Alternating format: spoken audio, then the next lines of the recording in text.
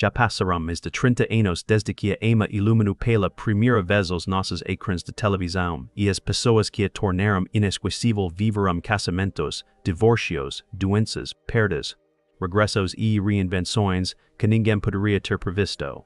Sabia que dos membros do elenco mais queridos da série sobreviveu a violento assalto à sua própria casa, e que anos depois, a diagnóstico de cancro, e transformou ambas as tragédias numa missão de vida que mudou os cuidados de saúde femininos. Sabia que o rapaz que interpretava o filho carismático e espirituoso de produtor de Broadway chegou a viver como família num carro antes de conseguir o papel que o tornaria famoso. No número de nossa lista está Daniel Davis, no papel de Niles. Era o mordomo de língua afiada, imperturbável e impecavelmente vestido da família Sheffield. Homem que nunca levantava a voz e que, no entanto, conseguia deixar toda a gente sem resposta com uma única sobrancelha erguida e comentário perfeitamente cronometrado. Niles era, a todos os títulos, a alma do humor de ama. E também foi, com grande surpresa de muitos espectadores, completamente americano. Daniel Davis nasceu a 26 de novembro de 1945 em Arkadelphia, no Arkansas, e cresceu na pequena localidade de Gurdon. Em 2026, tem 80 anos. Tinha 47 quando apareceu pela primeira vez no ecrã como Niles, no outono de 1993, e durante 6 temporadas completas interpretou esse papel como uma precisão tão refinada que espectadores de todo o mundo assumiram, com toda a razão, que o homem por detrás do sotaque havia nascido em algum lugar das Ilhas Britânicas. Não foi assim. Cresceu no sul profundo dos Estados Unidos, e a sua primeira aparição televisiva chegou aos 11 anos, num programa infantil emitido a partir de Little Rock, no Arkansas, chamado Betty's Little Rascals. A sua formação formal veio do Arkansas Arts Center, seguida de anos no Oregon Shakespeare Festival, no Stratford Shakespeare Festival, e de 6 anos no American Conservatory Theater em São Francisco, onde também lecionou interpretação. Foi essa vez clássica, construída sobre Shakespeare, sobre o trabalho vocal, sobre uma disciplina que a maioria dos atores de televisão nunca desenvolve, que deu a Davis as ferramentas para construir Niles de Reis, sotaque aristocrático inglês, timing cômico impecável e a capacidade de proferir insulto com tal calor humano que o visado quase lhe queria agradecer. Estive perto de não conseguir o papel. Nas suas próprias palavras, foi a estação de televisão por aprovação e encontro, se competir como o lendário Roddy McDowell. Mas o papel cube ao homem de Gurdon, no Arkansas, e o resto entrou por história de televisão. No ecrã, Niles passou 6 temporadas e trocar farpas com C. Babcock, a mulher que fingia desprezar e com quem acabou por casar, no episódio final da série, num dos despechos mais satisfatórios da história das sitcoms dos anos 90. Fora do ecrã, Davis continua a perseguir o teatro e o cinema com a mesma intensidade silenciosa. Apareceu 2 vezes como o professor Moriarty em Star Trek. A nova geração e repetiu o papel em Star Trek, Picard, tive papel em O Gran Truque. O filme de Christopher Nolan de 2006 recebeu uma nomeação para o Tony M 2000 por Wrong Mountain. E premio OBM 2003 pela série de teatro independente Talking Heads. Mais recentemente, apareceu em 2 episódios do drama jurídico das Cibes Elspeth, o que significa que mesmo aos 80 anos continua a aparecer exatamente onde menos se espera. A sua vida pessoal permaneceu quase completamente na sombra. Tem uma irmã chamada Diane e 3 sobrinhos, mas nunca tornou públicos relacionamentos ou dificuldades pessoais, como fizeram muitos dos seus contemporâneos. Essa descrição está inteiramente em sintonia com o personagem que interpretou durante 6 anos, homem que dizia muito através do que escolhia não dizer. Niles tinha sempre a última palavra. Daniel Davis passou 50 anos a ganhar o direito de não dizer nada. No número 2 de nossa lista está Lauren Lane no papel de C. Babcock. Personagens. Babcock era aquela que adorávamos detestar. E depois, alguns na terceira temporada, aquela que simplesmente adorávamos. Chastity Claire Babcock, a sócia commercial calculista de Maxwell Sheffield e rival romântica permanente de Fran Fine, estava construída num registro quase impossível de executar. A personagem precisava de ser cortante sem se tornar cruel, desesperada sem ser patética e engraçada sem nunca ser piada MC. Lauren Lane fazia parecer simples. Now Era, Lauren Lane nasceu a 2 de fevereiro de 1961 em Oklahoma City, no Oklahoma, e cresceu em Arlington, no Texas. Em 2026 tem 65 anos. Ana tinha 32 quando apareceu pela primeira vez como CC em 1993, o que significa que era uma atriz de teatro plenamente formada e com uma sólida base clássica, muito antes de se colocar à frente de uma câmara de comédia televisiva. A sua formação foi séria e rigorosa. Licenciou-se em Belas Artes pela Universidade do Texas em Arlington, depois obteve mestrado no American Conservatory Theater em São Francisco, a mesma instituição onde Daniel Davis se tinha formado. Antes de ama, já tinha construído uma carreira no teatro regional, o Kennedy Center, o Berkeley Repertory Theater, o Actors Theater of Louisville. Tinha também aparecido nas séries dramáticas Hunter E.L.A. Law, interpretando uma jornalista sem escrúpulos ao lado de Corbin Burnson, o que, em retrospectiva, foi uma preparação excelente para interpretar C.C. durante 6 anos. Lane do vida a C. Babcock em toda a sua magnificência implacável, as fotos de executiva ou olhar fulminante, as tentativas cada vez mais descontroladas de conquistar o afeto de Maxwell. E depois, a série terminou em 1999, e Lauren Lane fez algo que quase ninguém em Hollywood faz deliberadamente. Foi-se embora. Casou como o empresário David Wilkins em 1998, e tiveram uma filha juntos, Kate, nascida nesse mesmo ano. Divorciaram-se em 2009. Quando a série terminou, regressou ao que sempre mais tinha amado, o palco e a sala de aula. Desde 2000, tem participado em produções no Zachary Scott Theater em Austin, no Texas. Em 2004, ingressou no corpo docente do Departamento de Teatro e Dança de Texas State University em San Marcos, onde permanece em 2026 a ensinar interpretação, a dirigir produções e a formar a próxima geração de artistas.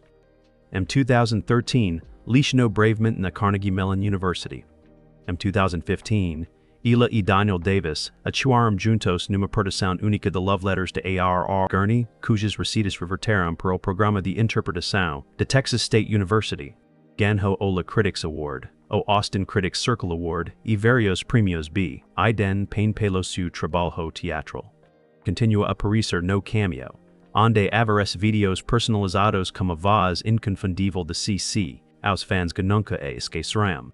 Lauren Lane passou os anos seguintes a construir algo muito mais duradouro fora dela. No número 3 de nossa lista está Benjamin Salisbury, no papel de Brighton Sheffield.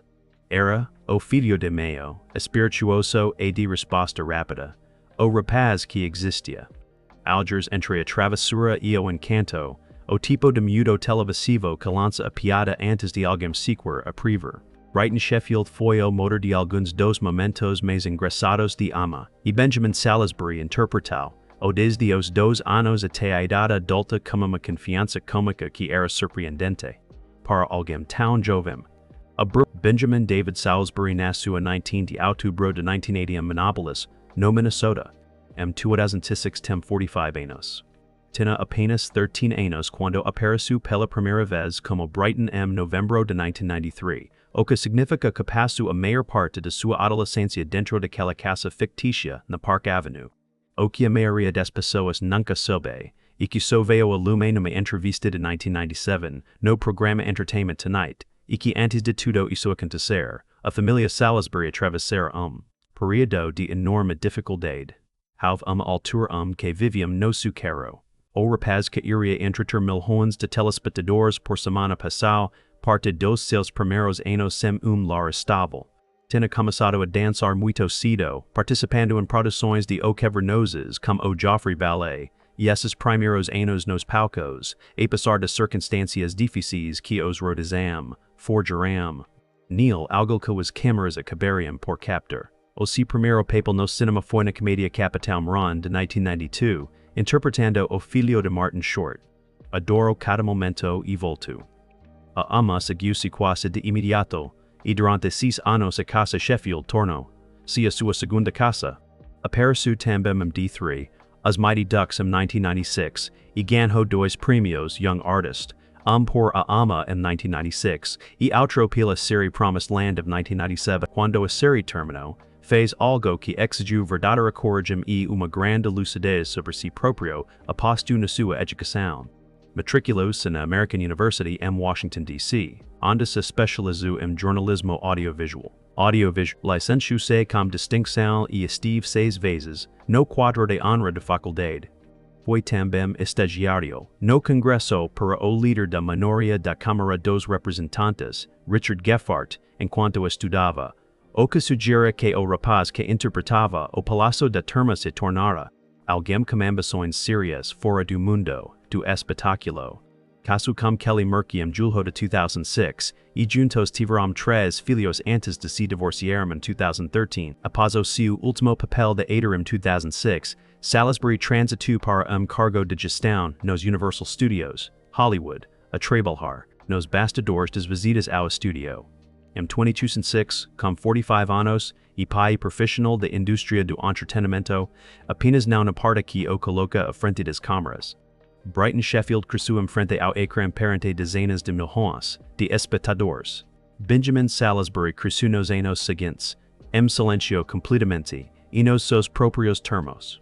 No número 4 da nossa lista está Rachel Chagall, no papel de Val Toriello. Era a melhor amiga, a leal, adorável e ligeiramente caótica companheira que entrava e saía da vida de Fran Fine como uma brisa morna que de vez em quando derrubava coisas. Val Toriello não era a pessoa mais inteligente de nenhuma divisão, e sabia e não lhe importava especialmente. Rachel Chagall interpretou a com uma sinceridade tão afectuosa que o que poderia ter sido recurso cômico vazio se tornou uma das personagens secundárias mais genuinamente amadas de série. Rachel Chagall nasceu Rachel Levin the 24 de novembro de 1952 em Nova York, Prosties, em 2026, tem 73 anos. Tinha 40 anos quando apareceu pela primeira vez no ecrã como Val em 1993, embora a essa altura já tivesse vivido, mas do que a maioria das pessoas como dobro de sua idade.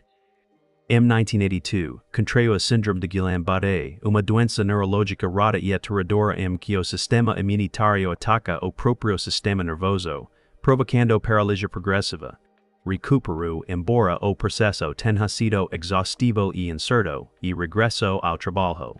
5 anos após a sua recuperação, em 1987, foi escolhida por o papel principal de Gaby, uma história verdadeira, filme biográfico sobre Gabriela Bremer, uma mulher mexicana com paralisia cerebral que lutou contra todas as barreiras sociais que lhe foram colocadas para se tornar escritora.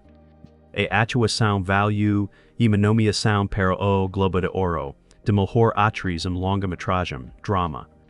Foi trabalho sério e de peso que demonstrou que era capaz de muito, mais do que uma comédia televisiva alguma vez lhe poderia exigir. Interpretou Val ao longo de toda a série, e houve uma coincidência verdadeiramente poética na temporada final, quando Fran e Maxwell tiveram gêmeos no episódio final, chamaram-lhes Jonah Samuel e Eve, Catherine. E exatamente ao mesmo tempo, Rachel Chagall deu à luz os seus próprios gêmeos, também chamados Jonah e Eve, a 19 de março de 1999. Tinha conhecido o seu marido, Greg Leonard, no estúdio. Era o diretor de cena da série, e casaram em 1998, a vida e a arte corriam no mesmo ritmo. Após o fim de A Ama, os seus créditos no ecrã tornaram-se escassos, uma participação especial em Just Shoot Me, papel em The Last Supper em 1995, uma aparição em Strong Medicine, e pequeno papel em What I Like About You em 2006, escreveu também para projeto televisivo em 1998, o seu último trabalho conhecido no ecrã data de 2006, após o qual se afastou definitivamente da representação por se concentrar na vida familiar. Não mantém presença pública nas redes sociais. Em 2006, Rachel Chagall leva uma vida tranquila, longe da máquina de Hollywood que outrora navegou com tanta elegância. Val Toriello fazia Fran Fine parecer mais inteligente. Rachel Chagall havia sido desde sempre uma das atrizes dramáticas mais fascinantes de Hollywood. Apenas por acaso era ela quem trazia as gargalhadas. No número 5 da nossa lista está Nicole Tom, no papel de Maggie Sheffield. era a fila mais bella dos Sheffield, a adolescente prudente, amante dos livros y ligeramente ansiosa que fue florescendo lentamente ao longo de 6 temporadas até se tornar uma jovem mulher segura de si, muitas vezes com a influência da moda de Fran fina guia, lá em direções que o seu pai nunca poderia ter antecipado. Maggie Sheffield era a âncora emotional dos filhos Sheffield, e Nicole Tom interpretou a calma sólida e genuína que contrastava agradavelmente com o caos que a rodeava. Nicole Tom nasceu a 23 de março de 1978 em Hinsdale, no Illinois. Em 2006 tem 48 anos. Tinha 15 anos quando apareceu pela primeira vez como Maggie em novembro de 1993, assumindo papel que definiria por completo a seus anos de adolescência. Vem de uma das famílias de atores mais extraordinárias da televisão americana. O seu irmão gêmeo David Tom é conhecido sobretudo pelo seu longo papel de Billy Abbott em The Young and the Restless. A sua irmã, mais velha Heather Tom, ganhou vários prêmios Emmy em diferentes telenovelas. A mãe inscreveu a família no Young Actor Spacito, o que levou a primeira aparição televisiva de Nicole em 1990 a pequeno papel em O Príncipe de Bel-Air em 1991. O seu grande passo antes de foi o filme de família Beethoven, de 1992, em que interpretou Rice Newton, papel que repetiu em Beethoven 2 em 1993 e na série animada que se seguiu. Depois chegou a ama, e durante 6 anos ela foi Maggie. Quando a série terminou em 1999, continua a trabalhar de forma constante, construindo uma carreira em papéis dramáticos e cômicos muito para além da fila de produtor de Broadway. Emprestou a sua voz a Supergirl, que era Supergirl, em 3 séries animadas de diferentes, Superman, a série animada, as novas aventuras do Batman e Justice League Unlimited tornando-se a primeira. Atrás a dar voz a essa personagem na animação. Na animative papéis recorrentes em Beverly Hills, 9210 Masters of Sex de Showtime. Apareceu na série Gotham de Fox como Miriam Loeb. Interpretou o papel principal no thriller de crime real da To Be Prisoner of Love. Tem continuado a trabalhar com discreta consistência ao longo de quase 4 décadas na indústria. Em 2026, com 48 anos, Nicole Tom continua a representar, continua a conseguir papéis e continua a fazê-lo em grande medida longe dos holofotes que piso pela primeira vez em adolescente. Nunca foi o tipo de artista que persegue a sala mais barulhenta. Tem sido o tipo que faz o trabalho. Maggie Sheffield encontrou a sua confiança ao longo de 6 temporadas. Nicole Tom tem carregado a sua consigo desde sempre. No número 6 da nossa lista está Morgan Guilbert, no papel de Yetta Rosenberg. Era a avó que existia algures entre a confusão adorável e a sabedoria absoluta, uma mulher que nem sempre se lembrava que de vivia, mas que de algum modo proporcionava os momentos mais esclarecindo histórias de toda a série. Yetta Rosenberg, como seus lante Julius e o seu passo passado, completamente insubstituível foi interpretada por Morgan Guilbert em 64 episódios ao longo da série, e a atuação foi uma aula magistral sobre o que uma vida dedicada ao ofício realmente Paris. Morgan Guilbert nasceu a 16 de outubro de 1928 em Minneapolis, no Minnesota. Tinha 65 anos quando apareceu pela primeira vez como Yetta no outono de 1993. Em 2026 teria 97 anos. Já não está entre nós.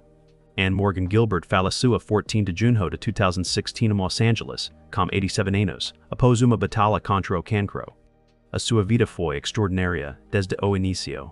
Era filha de médico, cresceu em Milwaukee, no Wisconsin e matriculou-se na Universidade de Stanford, com a intenção inicial de estudar enfermagem, até que uma nota muito baixa clínica no seu primeiro ano a conduziu numa direção diferente. Fez uma audição para uma produção universitária de A Cabana do Pai Tomás por impulso, conseguiu o papel e nunca me olhou para trás, mudou a sua especialização para locução e arte dramática e licenciou-se em Stanford em 1950. A sua carreira abrangiu mais de 6 décadas. Trabalhou em sketches de humor e revistas musicais em Los Angeles nos anos 50. Casou como argumentista e produtor George Eckstein em 1951 e tiveram 2 filhas juntos, a atriz Holly Todd, que protagonizou Lizzie McGuire de Disney, e a professora de interpretação Nora XD, após o fim do primeiro casamento em 1966, casar com o ator Guy Raymond em 1969 e esteve com ele até a sua morte em 1997. O seu papel televisivo mais duro nos primeiros anos da carreira foi o de Millie Helper, a vizinha de Laura e Rob Petrie, em 61 episódios de O Espetáculo de Dick Van Dyke no início dos anos 60. Bryce for Day. Depois, décadas mais tarde, a ama encontrou a ilha folhada e continuava a encontrar novos espaços para preencher, interpretou uma vizinha nanogênica que roubava todas as cenas no aclamado filme de Nicole Tom Please Give, de 2010, ganhando o prêmio CFA de melhor atriz secundária. Regresso a Broadway em 2005 como a Naked Girl on the Appian Way. Tive papéis recorrentes na comédia hospitalar getting on entre 2013 e 2015 e uma participação especial em Anatomia de Grey. Gravou as seus últimos episódios de Life in Pieces apenas algumas semanas antes do diagnóstico de cancro em 2016. Trabalhou até ao fim. Trabalhou porque era a única forma que conhecia de viver. Yetter Rosenberg vegava pela casa Sheffield num halo de lantejolas. Morgan Guilbert percorreu 8 décadas da televisão americana com absoluta clareza. No número 7 da nossa lista está Renee Taylor, no papel de Sylvia Fine. Nunca houve outra televisiva igual a Sylvia Fine, uma mulher cujo amor pela filha se exprimia quase exclusivamente através da comida, da pressão para casar e das intromissões catastróficas, ocasionais nos piores momentos possíveis. Era exuberante, disparatada e completamente irresistível. Renee Taylor interpretou a como tipo de autenticidade vívida que só vem de alguém que estuda a comédia humana há muito tempo. Renee Taylor nasceu Renee Adore Wexler em 19 de março de 1933, no Bronx, em Nova York. Em 2026 tem 93 anos. Tinha 60 anos quando apareceu pela primeira vez como Sylvia em Ama, no outono de 1993. E era já uma das criativas e intérpretes mais brilhantes do entretenimento americano quando assumiu esse papel. A sua mãe, Frida, tinha querido ser atriz, e chamou a filha Renee em homenagem à estrela do cinema mudo Renee Adore, pormenor da história familiar que criou tom muito particular. Taylor estudou na American Academy of Dramatic Arts e depois no Actor Studio em Nova York. No início dos anos 60, atuava como humorista no Club Bonsoir, em Nova York. O artista que abria os seus espetáculos era uma então desconhecida jovem cantora chamada Barbra Streisand. Essa frase por si só diz-lhe que tipo de ambiente se movia.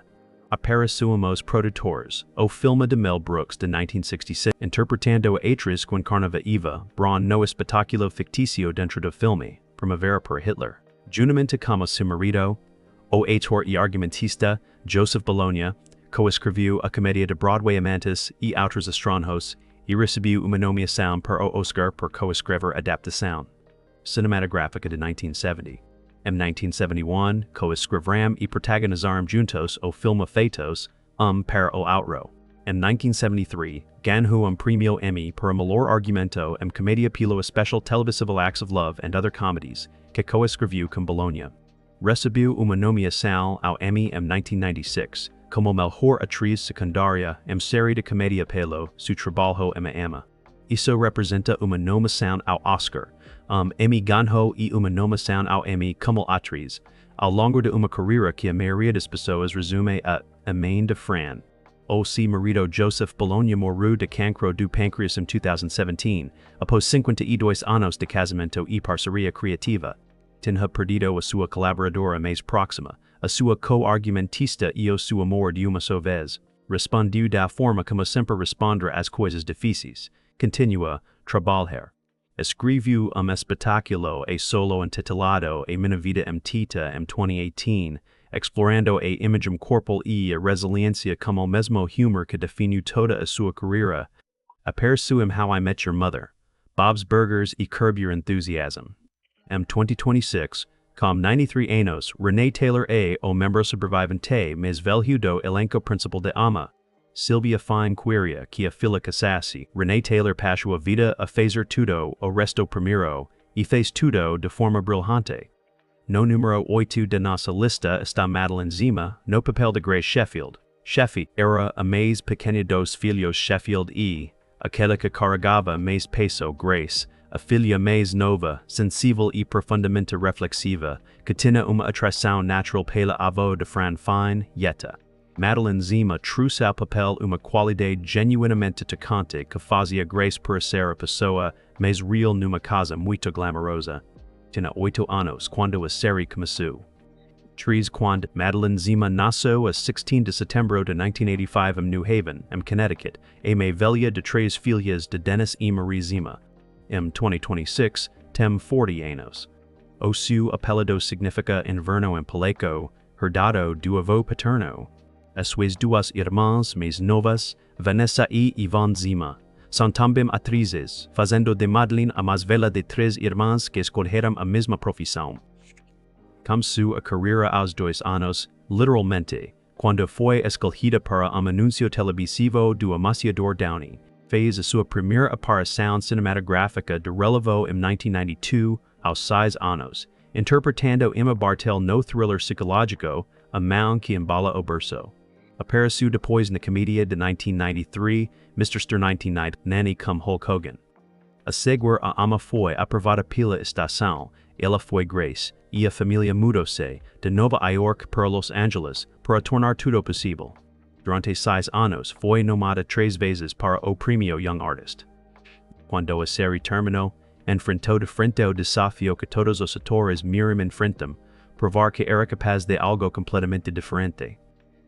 Em 2003, após uma procura a nível mundial, foi escolhida para interpretar uma jovem Lucille Ball na minissérie de CBS Lucy. Em 2004, interpretou a madrasta malvada em a Cinderella moderna com Hilary Duff. Em 2007, assumiu o papel de Mia Lewis em Californication de Showtime, uma jovem moralmente complexa tão distante de Grace Sheffield quanto possível, e a interpretação prolongou-se até 2011. Juntas e heroes como Gretchen Berg em 2009 apareceu em Doom Patrol, Hacks, U, Perry Mason e Terapia. Em 2018, escreveu e realizou a curta-metragem Warm Human Magic, o seu primeiro passo atrás das câmeras. Tem filo. Tem mantém-se ativa na indústria em 2026 com 40 anos, continuando a construir uma obra que começou quando a maioria dos atores ainda não fez a primeira audição. Grace Sheffield passou 6 temporadas a descobrir quem era. E como Madeline Zima passou os 26 anos seguintes a mostrar a toda a gente quem acabou por ser. No número 9 de nossa lista está Charles Shaughnessy, no papel de Maxwell Sheffield. Era o produtor teatral de Broadway viúvo, patricial, emocionalmente reprimido a maneira muito britânica, visivelmente incapaz de se ligar aos próprios filhos e completamente, irremediavelmente incapaz de reconhecer os seus sentimentos pela mulher que contratera acidentalmente. Como ama, Maxwell Sheffield era o contraponto perfeito, atraente, eloquente e encerrado numa reserva que Fran fine passou 6 temporadas a desmantelar alegremente. Charles Shaughnessy interpretou o como tipo particular de comédia, a comédia de home que mantém a compostura todas as situações, exceto nas que mais importam.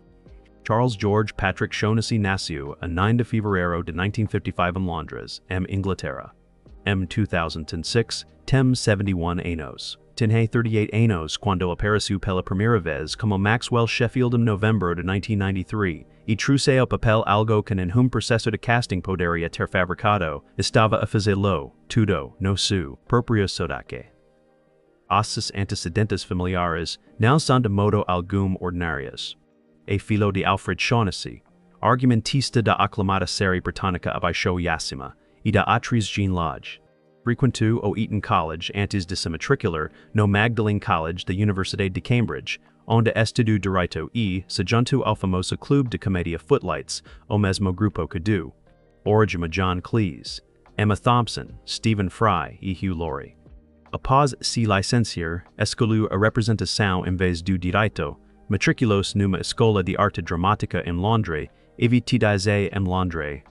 Fez digressões por Inglaterra como uma companhia de repertório e mudou-se para os Estados Unidos em 1983 para seguir a atriz Susan Follander, com quem acabou por casar. Tem duas filas, Jenny, nascida 1990, e Maddie, nascida 1995, antes de ama, Shonasi era conhecido do público americano sobretudo como Shane Donovan na telenovela The NBC Days of Our Lives, papel que interpretou de 1984 a 1992. Depois chegou Maxwell Sheffield, e tudo mudou. Após o fim da série, ganhou premio Emmy Diurno por dar voz a Dennis, o peixinho dourado, na série infantil animada Stanley. Tive papéis recorrentes como Christopher Plover The Magicians, e como Stan John Powell Mad Men, juntas a General Hospital como Victor Cassadine, e apareceu como Ori Arthur Monty Python's Spamalot. No Ogunquit Playhouse 2010, ganhando o Premio de Teatro Broadway World Boston de Melhor Ator Principal Musical. E depois, dezembro de 2007, aconteceu algo que nada tinha a ver com o entretenimento, herdou o título de Fife, o Barão Shaughnessy, na sequência da morte do seu segundo primo, Michael Shaughnessy, o o Barão, que morreu sem descendência. Charles Shaughnessy e par hereditário do Reino Unido, verdadeiro Lord Británico, com direito a assento na Câmara dos Lords. O homem preto fictício produtor de Broadway que agia como se fosse da realiza e de facto da realiza. 226 ele e Fran Drescher reencontraram-se na estreia Los Angeles do musical Jukebox Somebody to Love e a fotografia dos dois com aspecto que os fãs concordaram ser essencialmente o mesmo. De 30 anos atrás, desencadeou na internet uma onda tranquila e encantada de entusiasmo nostálgico. Maxwell Sheffield diz finalmente a Fran Fine, que amava no episódio final. Charles Shaughnessy passou 30 anos a assegurar-se de que ninguém esqueceria porque iki esse momento importa tanto. No número 10 de nossa lista está Fran Drescher, no papel de Fran Fine. Foi, e continua a ser, uma das criações cômicas mais originais da história da televisão americana, uma mulher vistosa, barulhenta e de bom coração de Flushing, Queens, com uma voz capaz de fazer tremor parodies e sentido de moda capaz de iluminar uma sala, que irrompiu por acidente na vida de viúvo britânico, reprimido e tratou de por toda a família ordem, que cessam eles ou não. Nasceu diretamente da vida da própria Fran Drescher, da sua infância Queens e da sua necessidade irreprimível de ser exatamente como era cada sala que entrava. Fran Drescher nasceu, Francine Joy Drescher, a 30 de setembro de 1957 Flushing, Queens, Nova York. 2026, tem 68 anos. Tinha 36 anos quando a ama estreou novembro de 1993, e não era apenas a protagonista. Era a co-criadora, a produtora executiva e a força motriz por detrás de cada elemento da série, desde o elenco até as escolas de guarda-roupa, passando pelas tramas que espelhavam a sua própria infância Queens. O seu par morte era analista de sistemas navais e a sua mãe Sylvia. O mesmo nome da personagem interpretada por Renee Taylor era consultora de casamentos. Ambos acabaram por aparecer na própria série. Frequentou a Hillcrest High School Jamaica, Queens, onde dos seus colegas de turma era Ray Romano. Estudou arte dramática, fez teatro local e conseguiu pequeno papel no filme de 1977, Os Abalos de Sábado à Noite. Mas o que veio antes da série não era composto apenas de trampolins faces. A 30 de janeiro de 1985, intrusos armados entraram no seu apartamento em Los Angeles e cometeram uma agressão violenta que a deixou destroçada em 1000 pedaços, como ela própria descreveu mais tarde. O perpetrador foi detido, identificado por Drescher, e condenado a 150 anos de prisão sem possibilidade de liberdade condicional. A recuperação demorou anos. Ela e o seu então marido, Peter Mark Jacobson, foram acolhidos pelos amigos íntimos Dan e Donna Aykroyd imediatamente depois de ficaram com eles durante 3 meses. Continuou a trabalhar. Ela e Jacobson, casados desde 1978, criaram a ama juntos e nela. Investiram as suas vidas. Quando a série terminou em 1999, o mesmo aconteceu ao casamento. Jacobson assumiu mais tarde ser homossexual e os dois mantiveram-se amigos próximos e colaboradores. E depois, no ano 2000, Fran Drescher soube que tinha cancro do útero.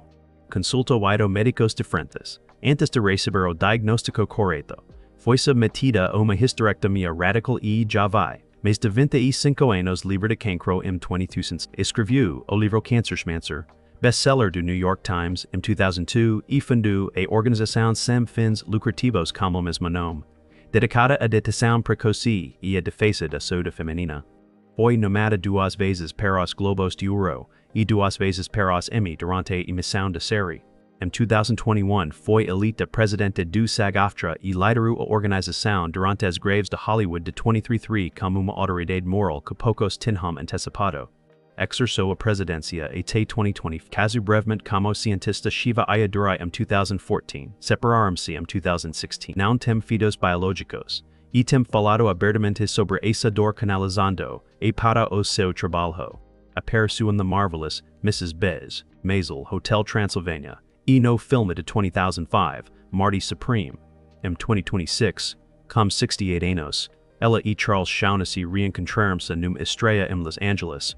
A reação dos fãs foi imediata e enorme. Fran fez com que milhões de pessoas se sentissem vistas, as barulhentas, as subestimadas, as que chegaram a porta errada e acabaram exatamente onde deviam estar. Fran Drescher passou 30 anos a transformar essa personagem algo ainda mais importante, uma vida construída sobre o propósito, a defesa de causas e a convicção de que a dor pode ser transformada em algo que ajuda aos outros.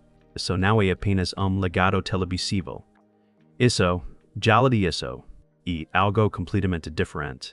Já passaram 3 décadas desde que aquele primeiro episódio foi emitido, e as pessoas que encheram aquela casa da Park Avenue foram viver vidas que nenhum argumentista poderia ter escrito. Des comentário agora mesmo e diga, nos qual a história do elenco que mais o surpreendeu. E qual é a personagem de ama de que ainda se lembra? Se ainda não subscreveu, este é o momento, porque há muito mais por vir, e não vai querer perder nenhum.